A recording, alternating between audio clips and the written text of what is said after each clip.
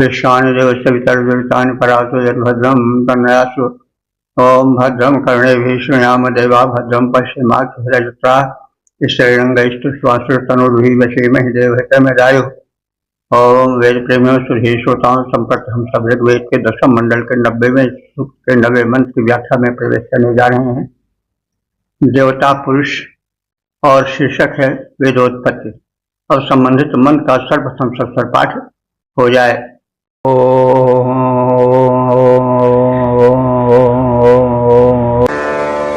तस्माज्जज्ञाक्षरबहुधरतः सामानि जज्ञिरे छन्दांसि जज्ञिरे तस्माद्यजुस्तस्मादजायत। इस 9वें मंत्र में यह कहा गया है कि उस विराट पुरुष से, परम पुरुष से सर्वप्रथम ज्ञान उत्पन्न हुआ। तो तस्मात् माने उस विराट पुरुष से, परम पुरुष परमात्मा से सर्वभूतः, जिसमें उस विराट ने अपने को सर्वरूपेण आहुति कर दिया था, सर्वरूपेण अपने को समर्पित कर दिया था, अपने को आहुति बना दिया था। तो उस यज्ञ में तस्मात् यज्ञात, उस यज्ञ से ऋचा सामान्य यज्ञरे, ऋचा माने ऋग्वेद, सामान्य माने सामवेद, यज्ञ माने उत्पन्न हुए। तो आप लोग सुन चुके होंगे पिछले मंत्रों में कि प्रथम तो उस विराट पुरुष का परिचय दिया गया कि जो कुछ है सब वही है और समस्त ब्रह्मांड उसमें निबद्ध है। इसके पश्चात समग्र ब्रह्मांड के ऊपर भी वो, उससे बढ़कर भी वो 10 अंगुल आगे है, यानी उसके विराटत्व का बोध कराया गया। उस विराटत्व के बोध के साथ उसको यज्ञ पुरुष रूप दिया गया। यज्ञ में क्या होता है, समर्पित किया जाता है, जो कुछ अपना धन होता है, अन्न होता है, वो सब समर्पित किया जाता है। तो उस यज्ञ में शिष्य रूपी यज्ञ समझिए, तो शिष्य रूपी यज्ञ में उसके विकास के क्रम में उस परम पुरुष विराट ने अपने को आहुति कर दिया, आहुति बना दिया। तो यह एक बलिदान का सूचक है। एक उदाहरण भी है कि व्यक्ति को अपने को समाज हित में, ज्ञान के हित में आहुति बना देना चाहिए, जैसा विराट पुरुष ने उदाहरण दिया। तो उस श्रेष्ठ यज्ञ के संदर्भ में प्रथम ज्ञान को स्थान दिया गया, क्योंकि ज्ञान न हो तो फिर पशु और मनुष्य में क्या अंतर। ज्ञान ही से तो मनुष्य बढ़ा, मनुष्य में ज्ञान था इसलिए वो आज कितने ऊंचे उठा हुआ है। ज्ञान के भाव में पशु अभी तक वस्त्र नहीं पहन सके, बना सके। तो शिष्य के विकास के लिए जो प्रथम सोपान है वो ज्ञान है। और ज्ञान के निधान क्या है? वेद हैं। वेद 4 हैं। ऋचा माने ऋचाओं का वेद, ऋचते स्तुयते न्यायित ऋचा, जिसमें स्तुति प्रधान मंत्र हो, वो ऋचाओं का, प्रार्थनाओं का मंत्र है। सामान्य, साम कहते हैं संगीतमय स्वरूप को। ऋत ये वो साम ऋचाएं ही साम हो जाती हैं जब संगीत के उतार चढ़ाव में, उसके नियमों में निबद्ध हो जाती हैं, तो वही ऋचाएं साम बन जाती हैं। तो सामान्य सामवेद गायन संबंधी वेद उसी से उत्पन्न हुआ। यज्ञ माने उत्पन्न होना, और तस्मात् छंदांश यज्ञ, उससे छंद यज्ञ माने पैदा हुए, उत्पन्न हुए। तो छंद तो गायत्री है, अनुष्टुप है, त्रिष्टुप है, और तमाम छंद है। तो ये सब जो वैदिक छंद हैं ये उसी से उत्पन्न हुए। तो अब यहाँ पर छंदांशी शब्द अनुष्टुप, त्रिष्टुप, गायत्री और अन्य जो छंदों के रूप है उसके रूप में देखा जा सकता है। कुछ लोग इसको अथर्ववेद से जोड़ते हैं कि अथर्ववेद के छंदों के रूप में एक वेद जो विकसित हुआ वो अथर्ववेद है। तो अथर्ववेद के मंत्र भी उसी से उत्पन्न हुए। तस्मात् यजुः अजायत, उससे यजुष, यजुर्वेद, यजुर्वेद क्या है? गद्य का वेद है। यजुः गद्यांश को यजुः कहते हैं, जिसमें यज्ञ विषयक गद्यात्मक मंत्रों का संकलन हो, वो यजुर्वेद है। तो यज्ञ विषयक जो वेद है यजुर्वेद, वो भी उसी परम पुरुष के बलिदान के स्वरूप बना, यानी उस परम पुरुष ने अपने को ज्ञान में बदल दिया और ज्ञान बनकर के चारों ओर छा गया। उसी से यजुर्वेद के मंत्र बने। अब यहाँ पर एक प्रश्न यह होता है कि अगर हम छंदांश का अर्थ अथर्ववेद लें तो छंद तो लगभग सभी वेदों में है। तो कुछ लोगों का कथन है कि अथर्ववेद उस समय तक अपनी सत्ता में नहीं आ सका था जब पुरुष सूक्त का सर्जन हुआ तब।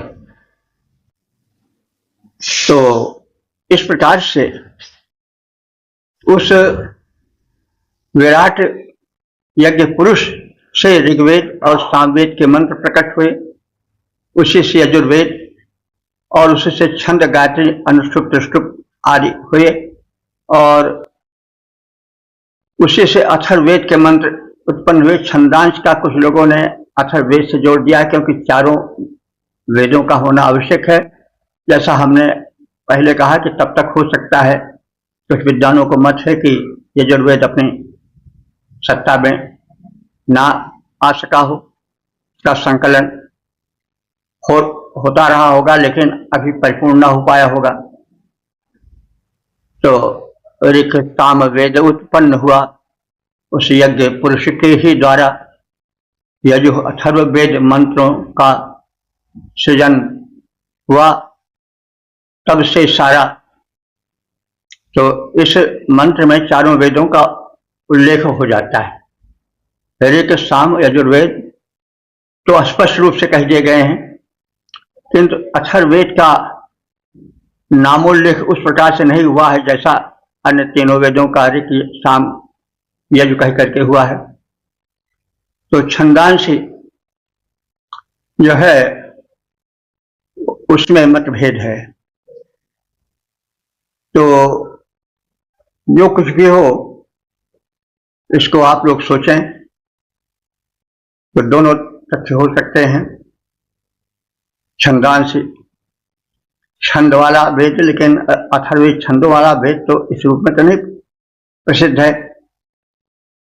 तो अब एक मतभेद है, क्योंकि ऋग्वेद की सत्ता, उसकी उपस्थिति, उसकी स्थिति बाद में हुई है, ऐसा सभी लोग मानते हैं।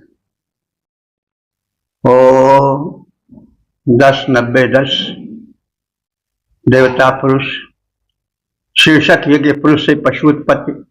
अब संबंधित मंत्र का सर्वप्रथम सत्तर पाठ हो जाए।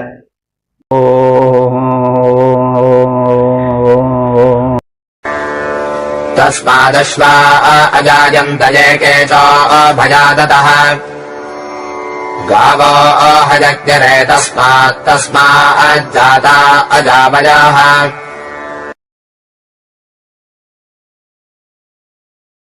इस 10वें मंत्र में यह कथित है कि उसी विराट पुरुष द्वारा अपने को यज्ञ रूप में परिणत कर देने पर पशुओं की भी उत्पत्ति हुई और सृष्टि का विकास क्रम चला। पहले ज्ञान उत्पन्न हुआ, फिर उसके पश्चात सामान्य पशु जगत की उत्पत्ति हुई। तस्मात् माने उसी सर्वभूत यज्ञ से, जिसमें विराट पुरुष ने अपने को यज्ञ की सामग्री बना लिया था, अपने को आहुत कर दिया था, अपने जीवन को, अपने शरीर को यज्ञ बना दिया था, बलिदान कर दिया था। उस सर्वाहुत यज्ञ से अश्वाह अजायत, घोड़े उत्पन्न हुए। ये उभयादतः, ये माने जो पशु उभय आदतः माने दोनों तरफ के दांतों से खाते हैं, अर्थात खच्चर गधे आदि, वे भी उसी से उत्पन्न हुए। और तस्मात् गावः यज्ञ, उसी यज्ञ पुरुष से गाय भी उत्पन्न हुई। तस्मात् अजावयः जाता, उसी से बकरियां और अवयवा माने भेड़ें उत्पन्न हुई। अजा माने बकरियां, अवयवा माने भेड़ें, उसी से भेड़ें और बकरियां भी उत्पन्न हुई। तो उस विराट पुरुष, वो विराट यज्ञ जिसमें उस विराट पुरुष ने अपने को समर्पित कर दिया आहुति के रूप में, तो उसी के फलस्वरूप जो है वो अश्व उत्पन्न हुए। और वे जंतु, वे पशु जिनके दोनों तरफ दांत हैं, जैसे गधे और खच्चर, वे भी उत्पन्न हुए।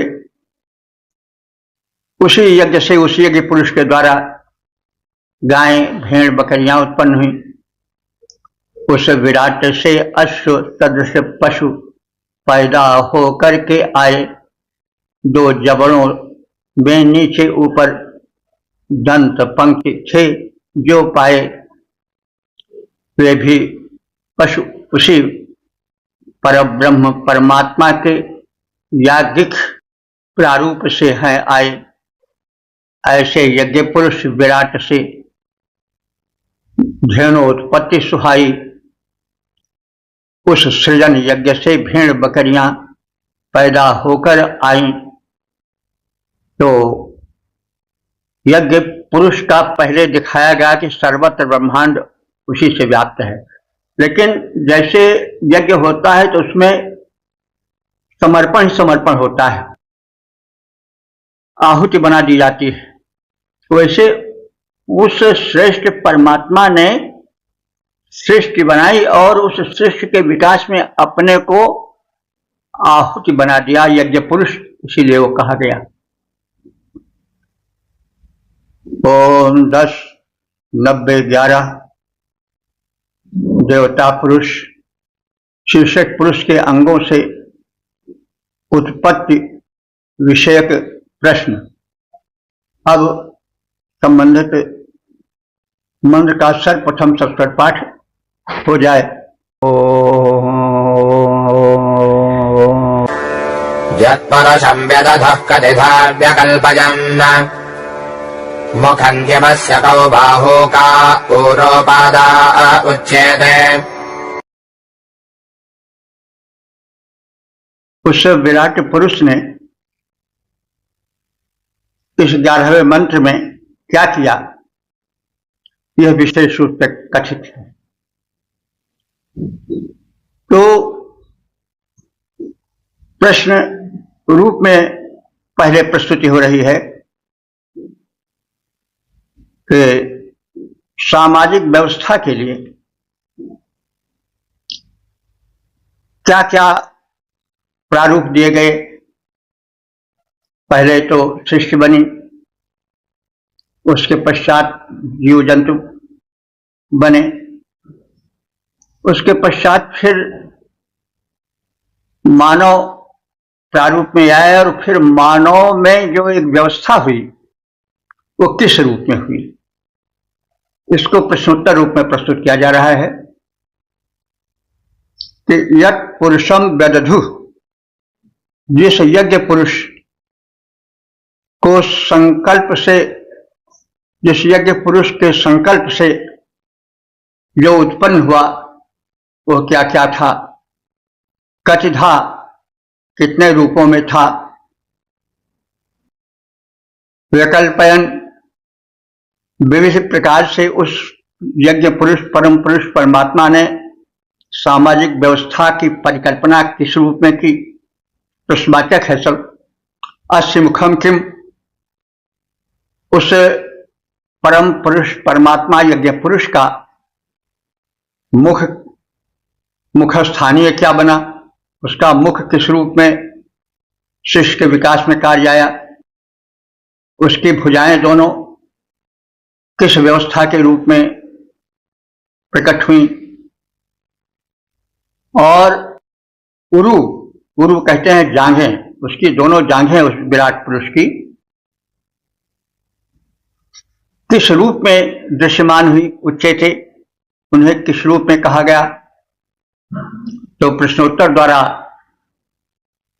ब्राह्मणादि रूप में जो सामाजिक व्यवस्था हुई उसका जो विभाजन हुआ वो किस रूप में हुआ। प्रथम प्रश्न है कि संकल्प द्वारा प्रकटित उस विराट पुरुष प्रजापति के प्राण रूप देवों ने उस यज्ञ के विराट रूप को किन किन रूपों में विभाजित किया। उस विराट के अंगों को विभाजित करने में, उससे एक नई सृष्टि के उत्पन्न होने में देव शक्तियों ने भी सहयोग किया, कार्य किया, क्योंकि विकास तो देव शक्तियों द्वारा, जैसे वायु है, अग्नि है, जल है, इसके द्वारा होता है। तो विराट पुरुष जो था उसके जो अंग प्रत्यंग हैं वो किस किस रूप में शिष्य विकास में कार्य किए, उनका विभाजन देव शक्तियों ने किस रूप में किया, उसका मुख स्थानीय कौन हुआ, भुज स्थानीय और जंघ स्थानीय कौन हुआ, उसकी शारीरिक संरचना को किस रूप में देखा गया, आदि आदि प्रश्न किए गए पहले, उसके पश्चात उत्तर दिया जाएगा अगले मंत्र में।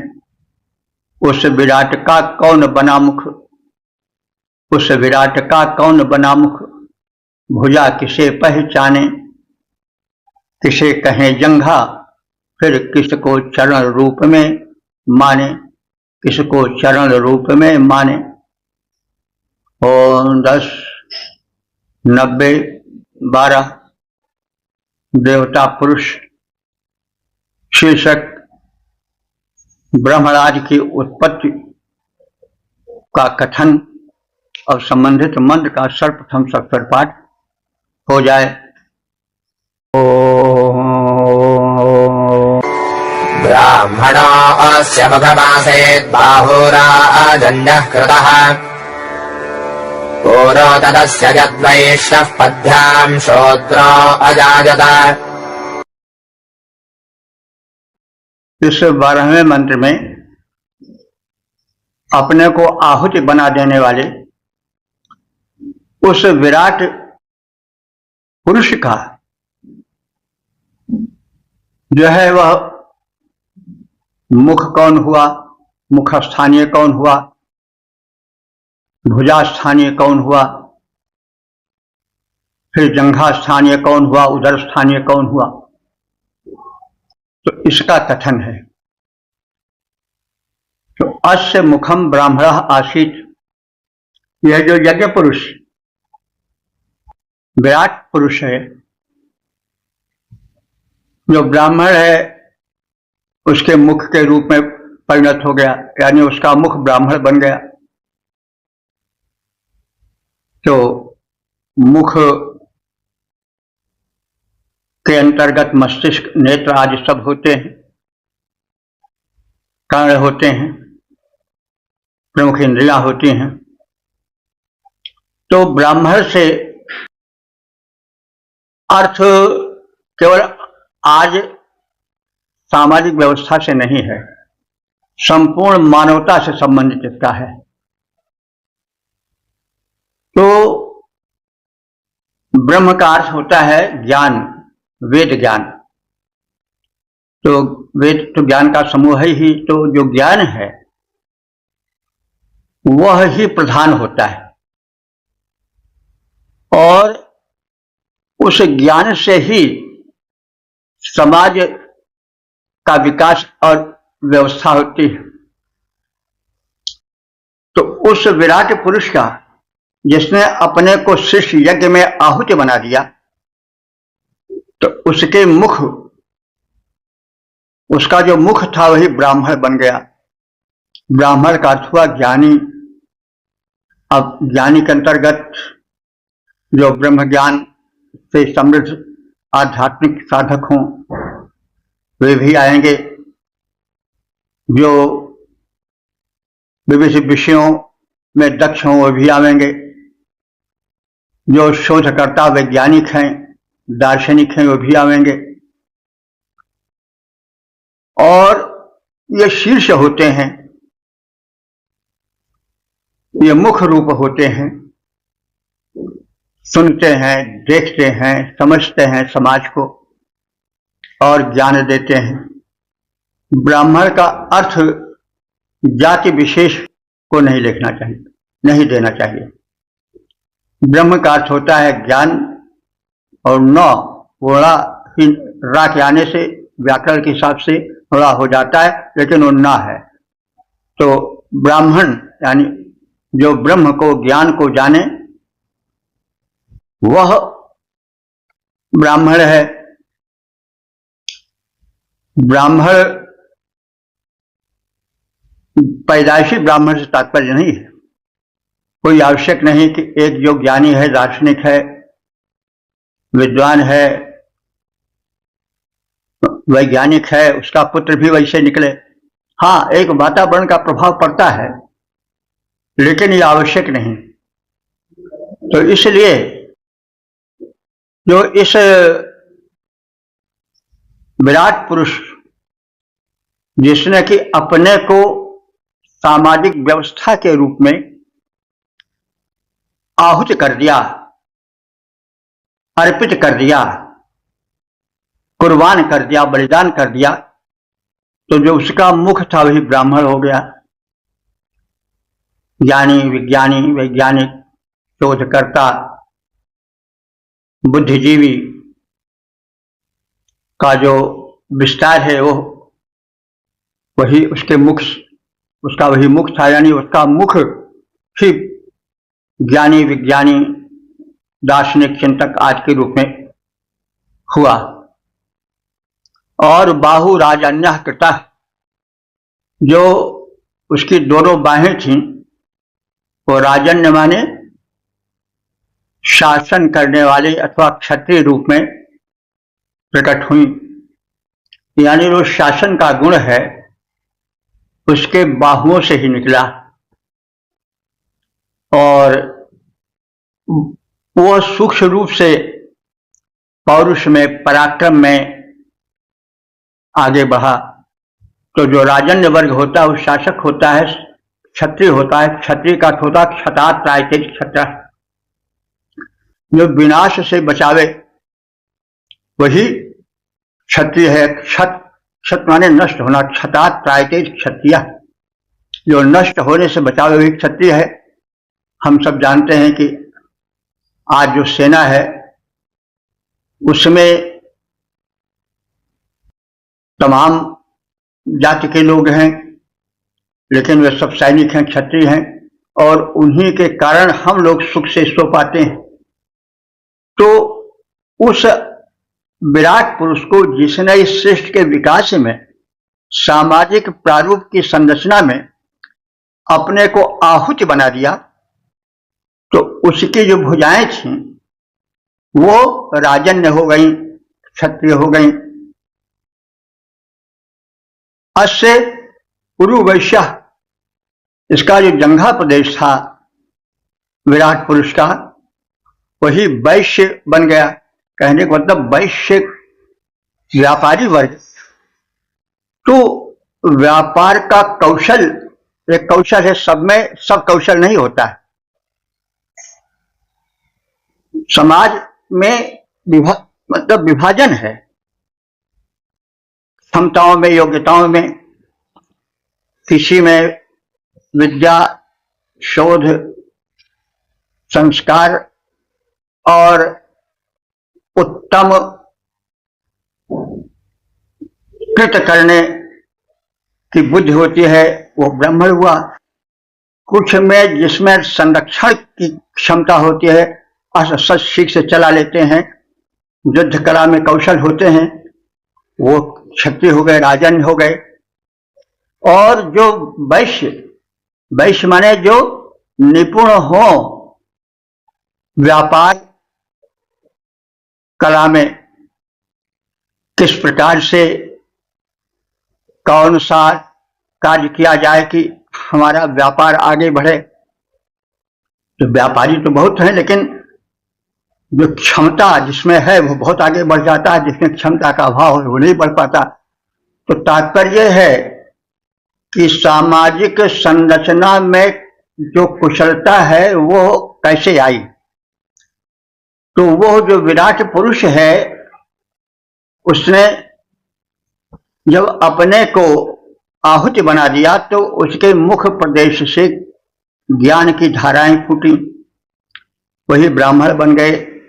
जो संरक्षण शक्ति की निपुणता थी वही राजन्य वर्ग हो गया, क्षत्रिय वर्ग हो गया।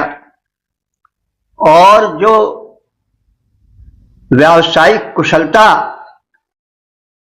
से युक्त एक दल था, वह जो है वैश्य है। और वो कहां से आया? कहीं से जरूर कोई चीज आती है, वो उसके उर से आया। उर माने जंघा से आया। तो उस विराट पुरुष की जो जंघा है वो कर्म कुशल व्यावसायिक के रूप में समाज में प्रकट हुई।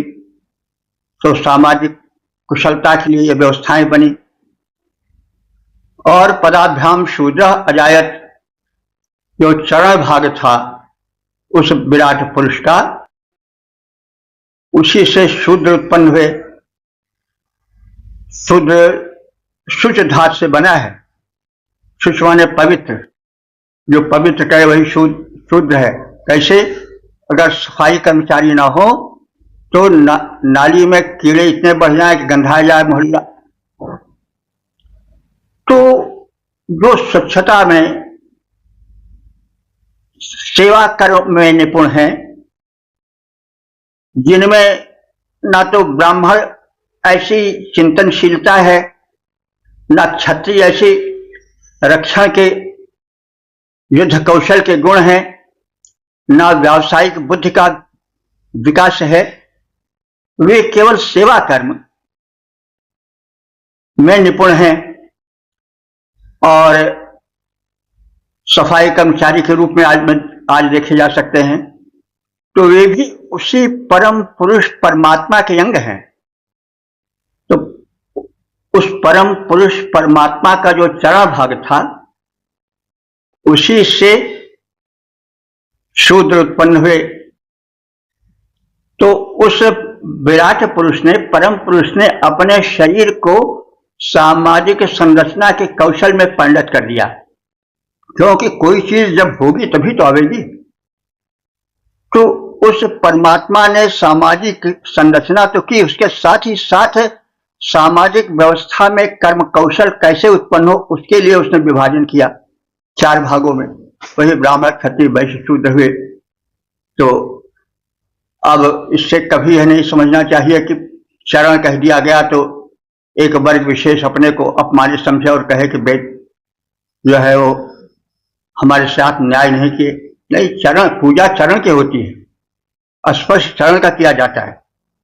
किसी के मुख का गाल का स्पर्श कर लो तो थप्पड़ लगा देगा वो। तो पूजा चरण की होती है। तो शूद्र शब्द शुच धातु से बना है, पवित्र करने से बना है। तो शूद्र को कभी हमारे वेदों में नीच नहीं माना गया है।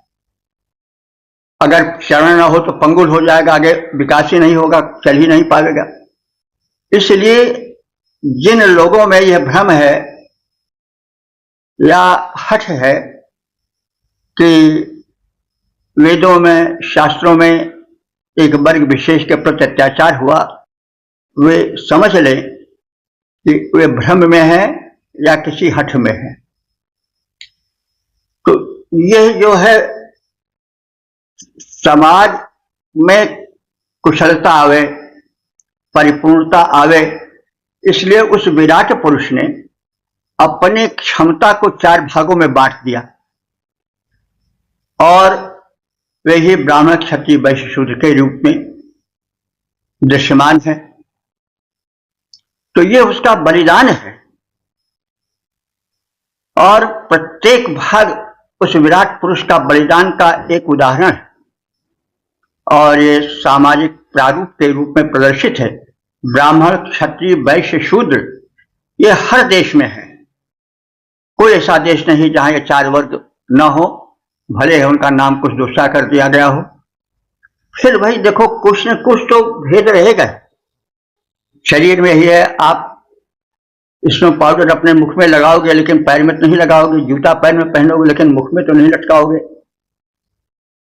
वैसे भी देखिए, एक अधिकारी है,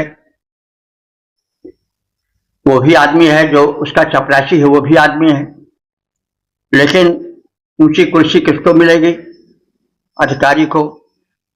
जो नीचे उसका कर्मचारी है वो उसके आगे बैठ भी नहीं सकेगा। अब कोई झंडा उठावे, कहा ये कैसे? वो भी आदमी, वो भी आदमी, वो भी काम करता है, ये भी काम करते हैं, अपना वो करता, अपना ये करते हैं, तो यह कहाँ तक उचित होगा? तो कुछ न कुछ तो समता विषमता रहेगी ही, और यह होनी आवश्यक भी है, क्योंकि विभाजन आवश्यक होता है। तो यह सामाजिक जो विभाजन है वर्ग रूप में, यह उसी परम पुरुष परमात्मा अथवा यज्ञ पुरुष की व्यवस्था है और उस व्यवस्था में उसने अपने को कुर्बान कर दिया और उसी की शक्तियां भिन्न भिन्न रूपों में बट गईं। तो ज्ञानी ब्राह्मण इस यज्ञ पुरुष का मुख, भुजा क्षत्रिय, जांघें वैश्य और चरण प्रदेश शूद्र यानी श्रमशील सेवक वर्ग के रूप में उत्पन्न हुए। ज्ञानी ब्राह्मण मुख रूप, भुजाएं सूरवीर, क्षत्रिय जाने, जांघों को वैश्य, शूद्र को हम उस यज्ञ पुरुष का पद माने, उस यज्ञ पुरुष का पद माने, जांघों को वैश्य, शूद्र को हम उस यज्ञ पुरुष का पद माने। तो अब इसको हम गीत रूप में भी जान सकते हैं। परम पुरुष की क्षमताएं बट गई भाग में 4, हो सामाजिक कार्य कुशलता काज से संचार। ब्राह्मण है मुख परम पुरुष का, सौंपा हुआ कार्य यह उसका। पाठन पठन त्याग तप द्वारा करे ज्ञान विस्तार।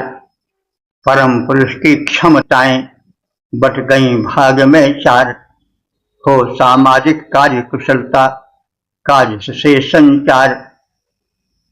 बाहु प्रबल क्षत्रिय बलधारी, बाहु प्रबल क्षत्रिय बलधारी, जिसमें शक्ति समाहित भारी। उसके दृढ़ कंधों के ऊपर रक्षा का गुरुभार।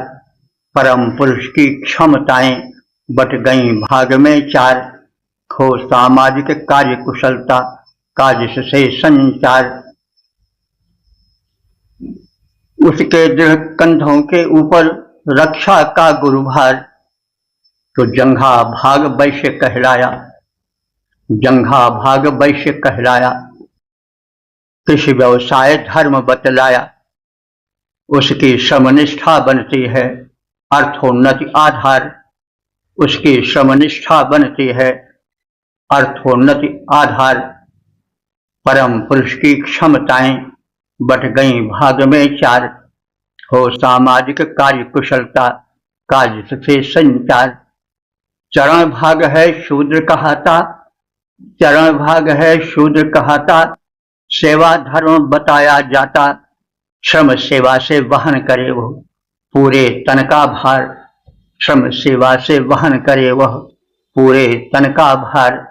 परम पुरुष की क्षमताएं बट गई भाग में चार। हो सामाजिक कार्य कुशलता का जिससे संचार। ओम 10-90-13 देवता पुरुष शीर्षक सृष्टि विकास। अब संबंधित मंत्र का सर्वप्रथम सत्वर पाठ हो जाए।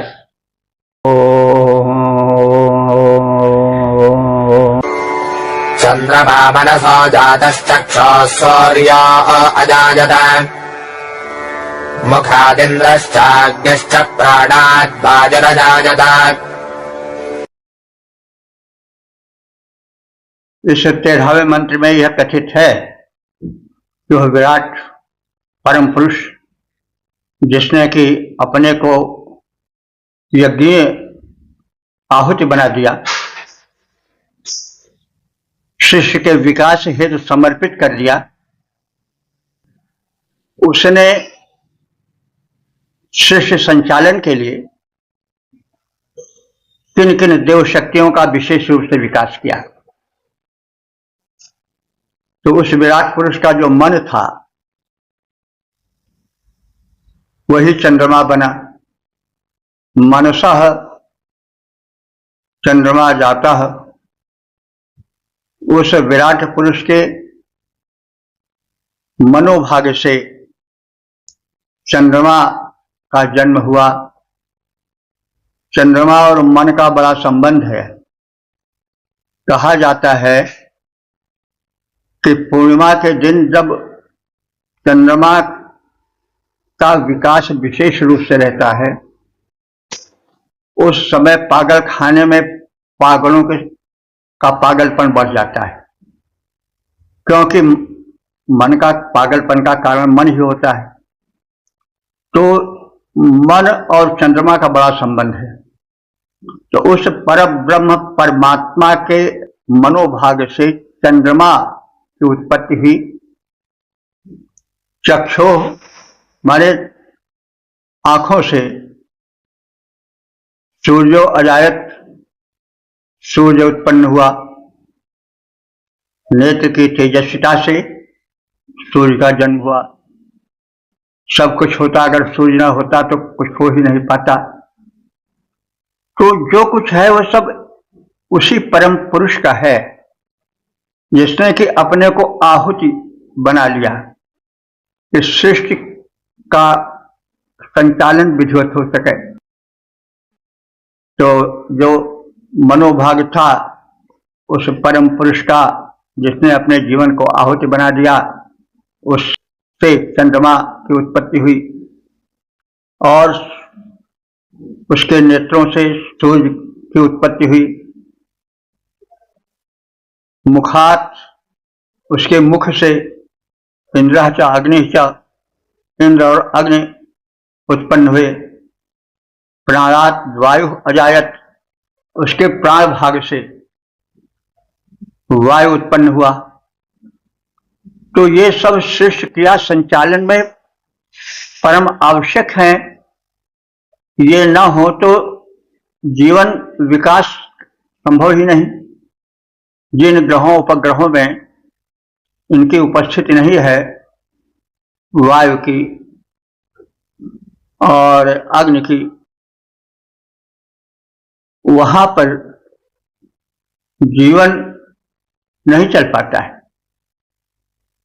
तो संसार को रचने वाले ने संसार रचा, लेकिन उस रचना के पीछे अपने को बलिदान कर दिया। इसलिए वही मनुष्य को भी करना चाहिए कि जो वह करे उसके पीछे अपने को आहुति बना दे, बलिदान बना दे, तब कार्य हो पाता है। तो इस प्रजापति रूप पुरुष परमात्मा के मन से चंद्रमा उत्पन्न हुआ, यानी जो उसका मनोभाग था वो चंद्रमा हो गया। जो नेत्रों का तेजस्वी प्रकाशक भाग था वो सूर्य बन गया। मुख से इंद्र और अग्नि उत्पन्न हुए। प्राण से वायु तत्व बना, जिससे सृष्टि क्रिया का सुचारू रूप से संचालन हो सके। उस विराट परमात्मा के मन से चंद्रमा उत्पन्न हुआ। नयन भाग से रवि, आनंद से इंद्र, अग्नि का जन्म हुआ। प्राण उसी का वायु बना। इस भांति सृष्टि उत्पन्न हुई। यह सृजन यज्ञ प्रक्रिया पुरुष परमात्मा से संपन्न हुई। ओम 10, 90, 14 देवता पुरुष शीर्षक सृष्टि विस्तार। अब संबंधित मंत्र का सर्वप्रथम सस्वर पाठ हो जाए।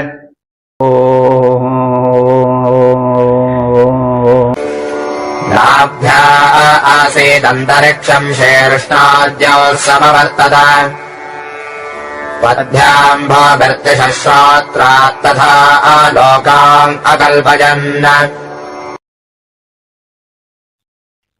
इस 14वें मंत्र में यह कथित है कि उस विराट पुरुष ने अपनी रचना को सुचारू, सजीव, संपन्न बनाने के लिए अपने को बलिदान कर दिया। और इससे शिक्षा मिलती है कि जो तुम बनाओ, जो तुम करो, उसके पीछे अपने को कुर्बान कर दो। तभी जो है सृष्टि में दक्षता, सृष्टि में विकास, सृष्टि में महत्ता का संचार हो सकेगा। तो उस विराट पुरुष के नाभि प्रदेश से जो है वो अंतरिक्ष निकला, अंतरिक्ष का विकास हुआ। और शीर्ष उसके सिर भाग से देव हमारे द्युलोक का विकास हुआ। पदाभ्याम चरणों से भूमि का विकास हुआ। श्रोतात् उसके कानों से दिशाएं विकसित हुई, बनी। इस प्रकार से अकल्पयन उस परम पुरुष ने अपनी रचना को विविध रूप में संवारा, सजाया। विराट यज्ञ पुरुष की नाक से अंतरिक्ष, सिर से दिव्यलोक, चरणों से भूमि, कानों से दिशाएं उत्पन्न हुई। इसी प्रकार अन्यान्य लोकों की भी सृष्टि उसी परम ब्रह्म परमात्मा से हुई, जिसने अपने को सृष्टि के विकास, सजाने संवारने के लिए आहुति बना दिया और एक यज्ञ का प्रारूप प्रस्तुत किया। यज्ञ का तात्पर्य हुआ बलिदान, कुर्बानी, प्रदान। तो यज्ञ का यही अर्थ है। तो उसने अपने जीवन को यज्ञ बनाया और यज्ञ में देना ही देना होता है। तो उसने सब कुछ अपना चरण भाग से लेकर के शिरोभाग तक सब कुछ अर्पित कर दिया कि उसकी रचना संपन्न बने, महान बने, परिपूर्ण बने, सुखी बने। तो विराट यज्ञ पुरुष की नाभि से अंतरिक्ष, सिर से दिव्यलोक, चरणों से भूमि, कानों से दिशाएं, इसी प्रकार से अन्यान्य लोगों की सृष्टि हुई। उसी के माध्यम से यज्ञ पुरुष के नाभि भाग से अंतरिक्ष उत्पन्न हुआ। यज्ञ पुरुष के नाभि भाग से अंतरिक्ष उत्पन्न हुआ। सिर से दिव्यलोक, चरणों से भूमि भाग संपन्न हुआ। कानों से उत्पन्न दिशाओं का अनंत विस्तार हुआ। इस प्रकार से परम पुरुष से श्रेष्ठ कर्म साकार हुआ। इस प्रकार से परम पुरुष से श्रेष्ठ कर्म साकार हुआ। ओम 10, 90, 15 देवता पुरुष शीर्षक मानस यज्ञ का स्वरूप। अब संबंधित मंत्र का सर्वप्रथम सत्सर पाठ हो जाए।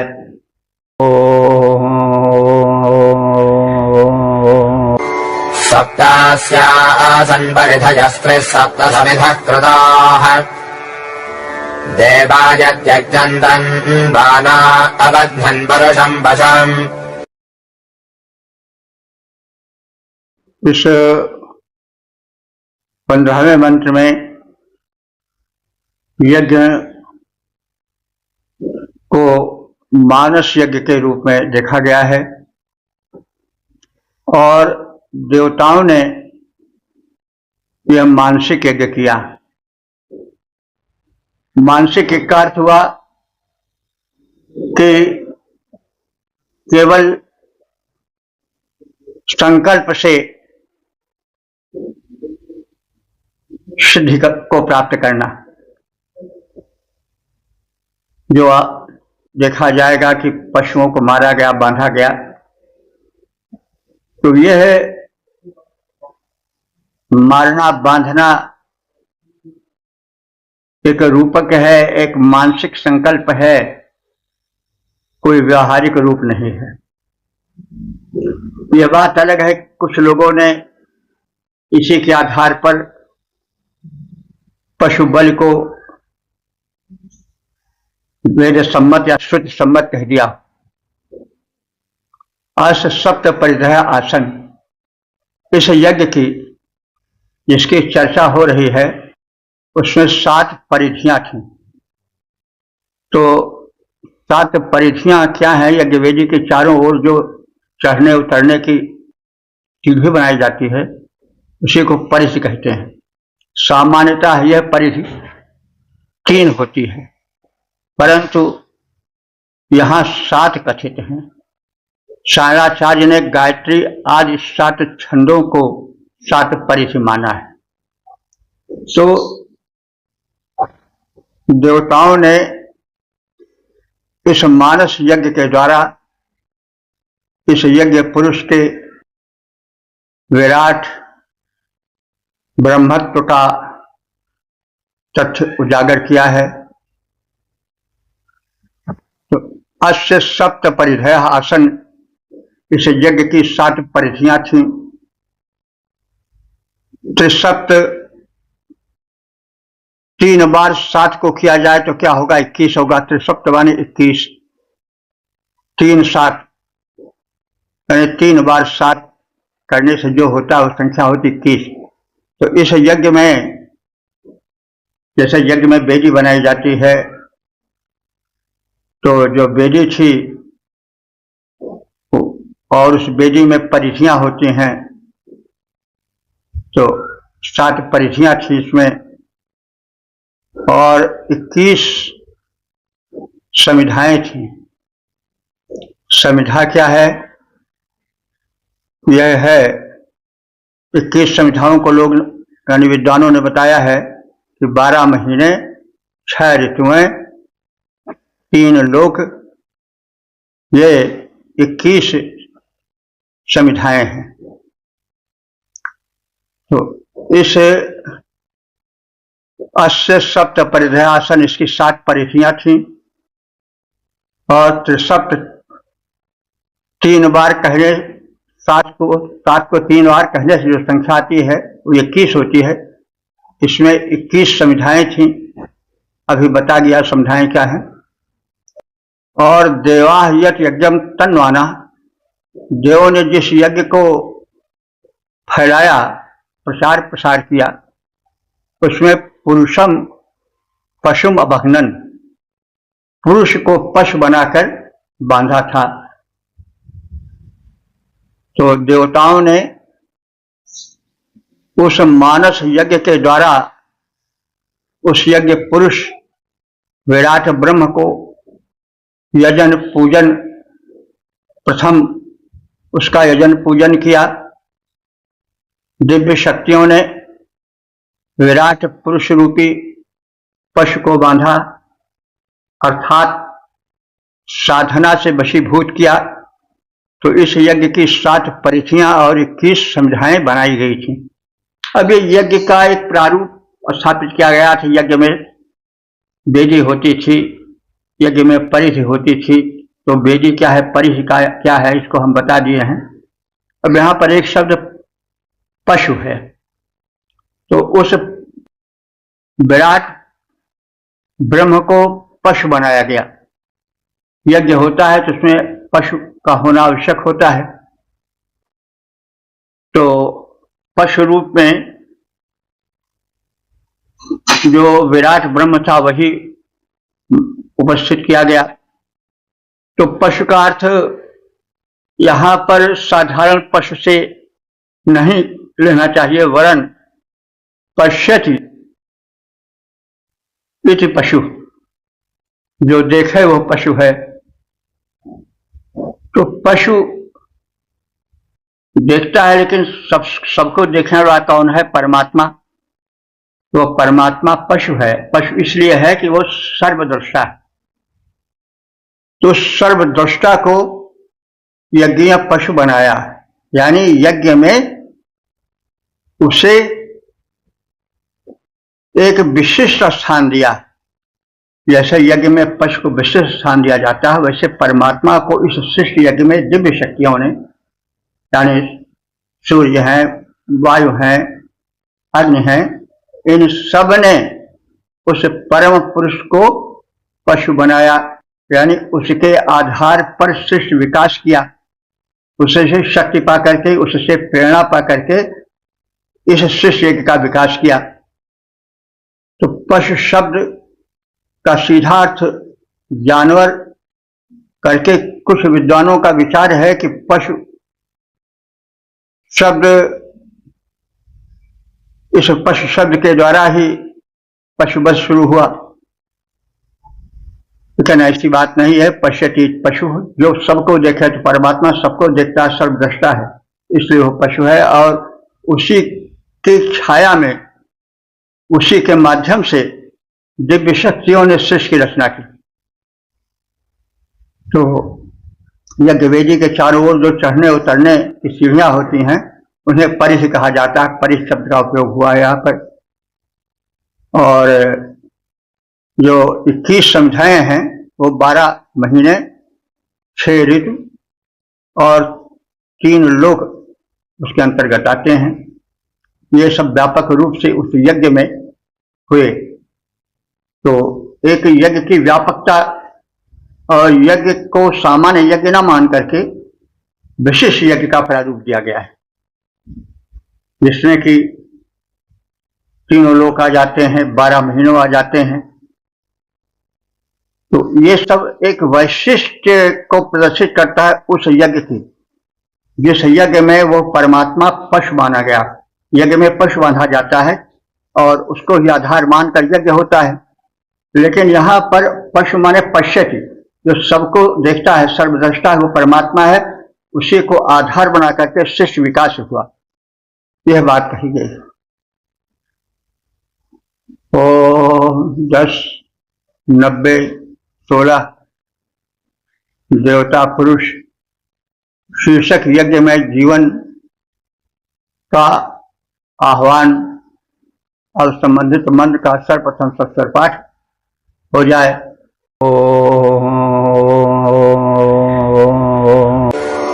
यज्ञेन यज्ञमयजन्त देवास्तानि धर्माणि प्रथमान्यासन् ते हनाकम् महिमानः सचन्त यत्र पूर्वे साध्याः सन्ति देवाः। इस 16वें मंत्र में, जो कि इस सूक्त के समापन का मंत्र है, इसमें परम पुरुष के यज्ञमय जीवन के आधार पर यज्ञीय जीवन बिताने का संदेश है और उसकी महत्ता का कथन। यज्ञेन माने यज्ञ द्वारा, यज्ञम माने यज्ञ को उस यज्ञ पुरुष विराट परमात्मा ने किया। तो इस सृष्टि के विकास में उस परमात्मा ने अपने को पशु बना दिया, यानी अपने को कुर्बान कर दिया और विविध रूपों में अपने को सृष्टि में बांट दिया। तो यज्ञेन यज्ञम अतन्वत, उस यज्ञ पुरुष ने अपने जीवन को यज्ञ बना करके, अतन्वत माने इस सृष्टि के यज्ञ क्रिया को परिपूर्ण किया। और प्रथमानि माने सर्व प्रमुख, नाकम माने दिव्य स्वर्ग को महिमान महिमा से, महिमा से मंडित किया। साध्या, और जो साधन करने वाले पुरुष थे, एक देव वर्ग के लोग थे, वे उस पुरुष के यज्ञ में अपने बलिदान कर देने के माध्यम से जीवन को एक लक्ष्य विशेष के लिए बलिदान कर देना और उससे जीवन की पूर्णता का संदेश देना ही जीवन का लक्ष्य है। तो यज्ञ कर्म द्वारा, यानी वो विराट पुरुष ने अपने यज्ञ कर्म द्वारा अपने को यज्ञ बना दिया, यज्ञम अकरोत्, और धर्माणि, और इसी अपने यज्ञ धर्म से उसने श्रेष्ठ कर्म का विकास किया।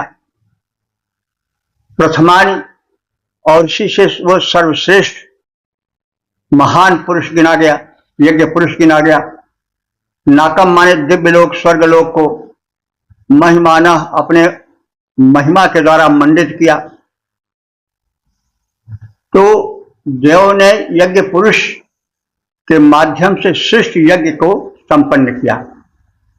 तात्पर्य कि दिव्य शक्तियों ने, जो वो यज्ञ पुरुष विराट परमात्मा था, उसी के उस यज्ञीय कर्म, अपने को अपनी सृष्टि में लगा देने की जो तत्परता है, वो तत्परता प्राप्त की।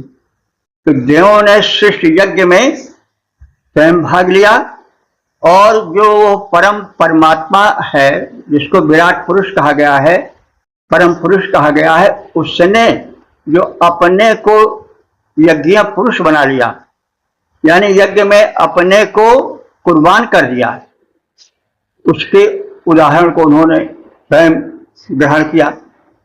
जो सूर्य हैं, चंद्र हैं, वायु हैं, जल हैं, जो देव हैं, ये देते ही रहते हैं, क्योंकि उन्होंने शिक्षा किससे ली? उस परम दिव्य पुरुष से, जिसने कि अपने संपूर्ण अंग प्रत्यंग को इस सृष्टि के सजाने में, सृष्टि को परिपूर्ण करने में, सृष्टि की महत्ता को बढ़ाने में लगा दिया। अपने को पुरुष, अपने को पशु बना दिया, यानी अपने को कुर्बान कर दिया। तो उससे प्रकृति की शक्तियां, यानी देवों ने भी उदाहरण ग्रहण किया। सूर्य, चंद्र, अग्नि, जल आदि ये सब उसी आधार पर अपने को कुर्बान करते रहते हैं और किसी से कुछ मांगते नहीं। सूर्य अपने प्रकाश का कुछ मूल्य नहीं मांगता है, वायु अपने वायु होने के, अपनी उपयोगिता के, अपने महत्ता के बदले में कुछ नहीं चाहता है। केवल बलिदान बलिदान है, प्रदान प्रदान है, आदान नहीं है, देना है, लेना नहीं है। तो यह किससे इन प्रकृति शक्तियों ने शिक्षा प्राप्त किया? उस विराट पुरुष के सृष्टि में, उसके विकास में अपने को पशु बना देने, बलिदान कर देने की क्रिया द्वारा प्राप्त किया।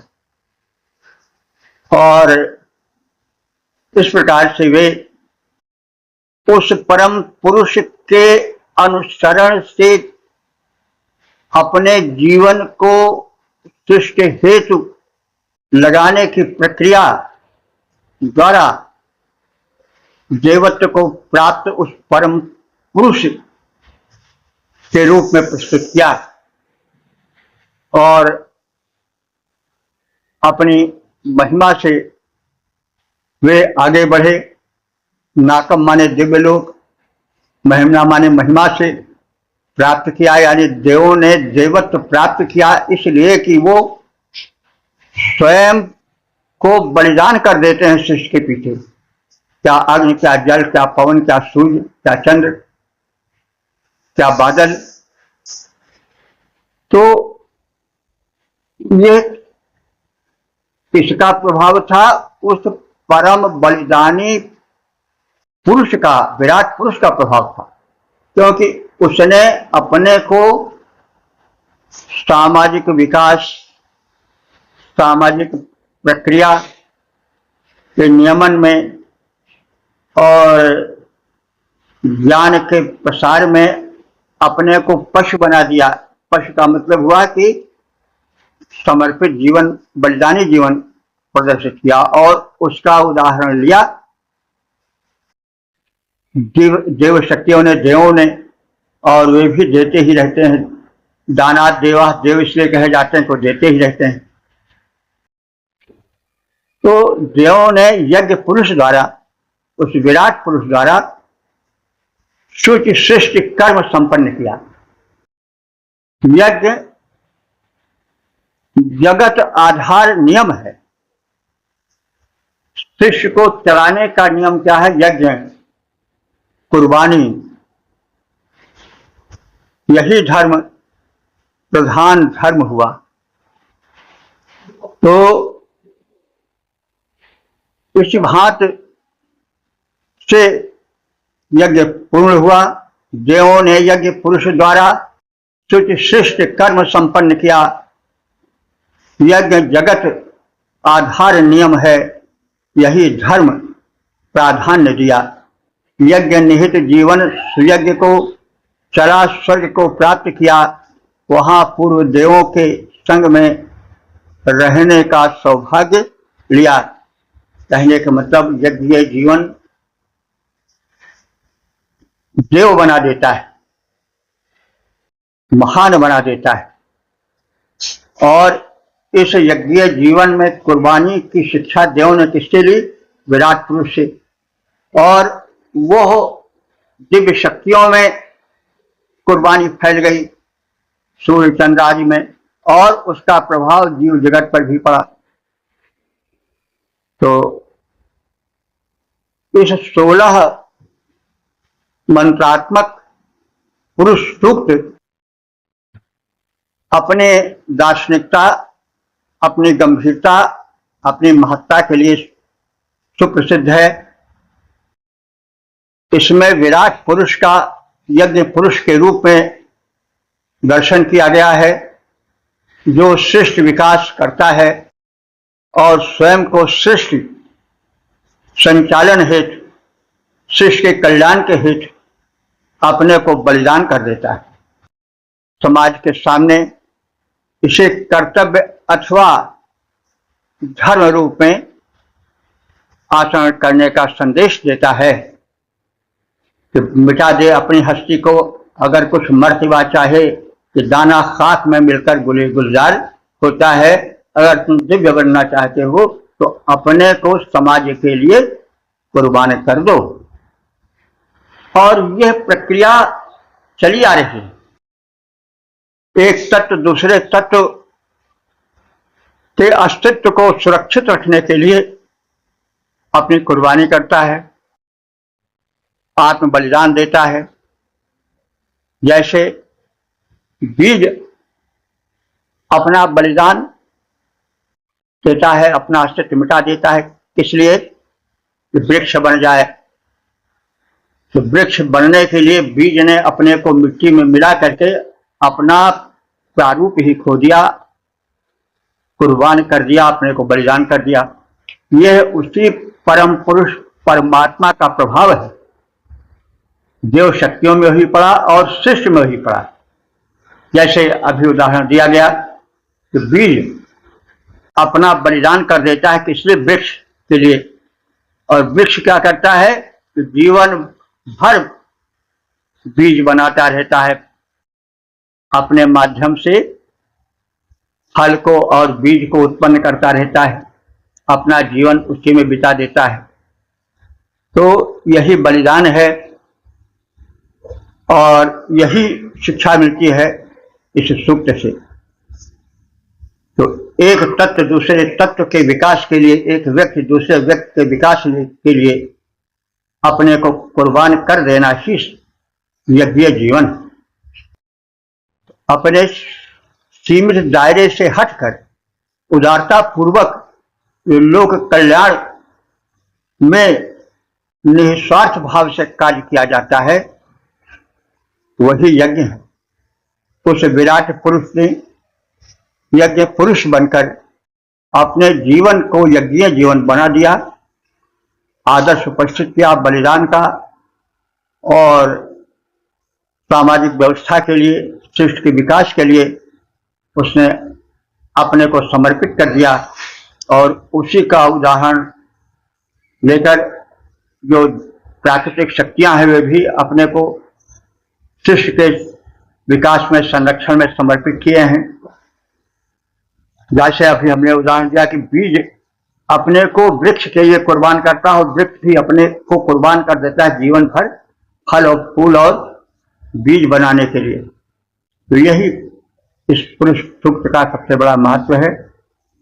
यज्ञ जीवन बिताओ, सृष्टि के विकास में योगदान दो, उसके लिए अपने को कुर्बान कर दो और तुम इस सृष्टि के एक प्रकाशक बिंदु बन जाओ। यही इस सूक्त का संदेश है। तो इसे हम स्मरण रखें। यह 16 मंत्रात्मक जो पुरुष सूक्त है, यह सुप्रसिद्ध सूक्त है और इसी सूक्त के वजन से, उसी की महत्ता से आगे का वैष्णव धर्म या वैद धर्म विकसित हुआ। यज्ञ पुरुष विष्णु को कहा दिया गया है। जो वैष्णवी शक्ति तैयारत हुई वो इसी यज्ञ पुरुष के आधार पर हुई और पुराण पुरुष, यज्ञ पुरुष विष्णु मान लिए गए और विष्णु ही वैदिक धर्म अथवा उससे निकले सनातन धर्म के आधार बने। बाद में उनके विविध अवतार हुए, भिन्न भिन्न रूपों में उन्होंने अपने जीवन को समाज के लिए लगाया, दानवीय शक्तियों को नष्ट करने के लिए लगाया और अपना जीवन एक विष का जीवन बना दिया, कुर्बानी का जीवन बना दिया। जैसे कि इस पुरुष सूक्त में जो पुरुष है यज्ञ को इतना विराट है कि उसका विस्तार अपार ब्रह्मांड से भी बढ़कर है। उसने अपने को यज्ञ पशु बना दिया। यज्ञ पशु बनाने का मतलब वह कुर्बान कर दिया और सृष्टि के विकास के लिए, सृष्टि की व्यवस्था के लिए भिन्न भिन्न रूपों में वो प्रकट हुआ। भिन्न भिन्न रूपों में उसकी शक्ति, उसकी कुर्बानी, उसकी क्रियाशीलता देखी जा सकती है। तो यही इस पुरुष सूक्त की महत्ता है और इस पुरुष सूक्त पर विशेष चिंतन मनन अध्ययन होना चाहिए। तो इस प्रकार से हम सबने ऋग्वेद के 10वें मंडल के 90वें सूक्त के 18, बल्कि 18 तो तब होंगे जो लक्ष्मी सूक्त ही मिलाया जाए। तो इस 10वें मंडल के 90वें सूक्त में हमने 16 मंत्रों में पुरुष सूक्त का ज्ञान प्राप्त किया। उससे मिलने वाले ज्ञान को, वैज्ञानिकता को हमने ग्रहण किया और उस पर हम विशेष चिंतन मनन करते रहें। पुरुष सूक्त अत्यंत महान सूक्त है। यज्ञ पुरुष, पुराण पुरुष विष्णु इसी सूक्त के आधार पर आगे पूजा के केंद्र बिंदु बने। पुरुष सूक्त का लगभग सभी धार्मिक अनुष्ठानों में पाठ किया जाता है। तो यह बड़ा महत्वपूर्ण सूक्त है। इसमें अपने जीवन को यज्ञ बना देना, कुर्बानी कर देना, सृष्टि के विकास में, उस भूमंडल के विकास में जिसने हमको धारण किया है, अपने को लगा देना ही इसका संदेश है। और इस प्रकार से हमने ऋग्वेद के 10 मंडल के 90वें सूक्त के 18 मंत्रों का संक्षिप्त ज्ञान प्राप्त किया और अब तक के जो मंत्र व्याख्यायित हो चुके हैं उनकी संख्या हो चुकी है 9814। तो हम इस पुरुष सूक्त को, उस परम पुरुष को, यज्ञ पुरुष को नमन करते हैं और अपने जीवन को एक बलिदान वाला जीवन बनावें और इस पुरुष सूक्त की शिक्षा को ग्रहण करके अपने को इस श्रेष्ठ यज्ञ में पशु बना दें। पशु का मतलब हुआ कि कुर्बानी के लिए डाल दें, कुर्बानी के लिए तत्पर हो जाएं। ओम सर्वे भवन्तु सुखिनः, सर्वे सन्तु निरामयाः, सर्वे भद्राणि पश्यन्तु मा कश्चित् दुःखभाग् भवेत्। ओम।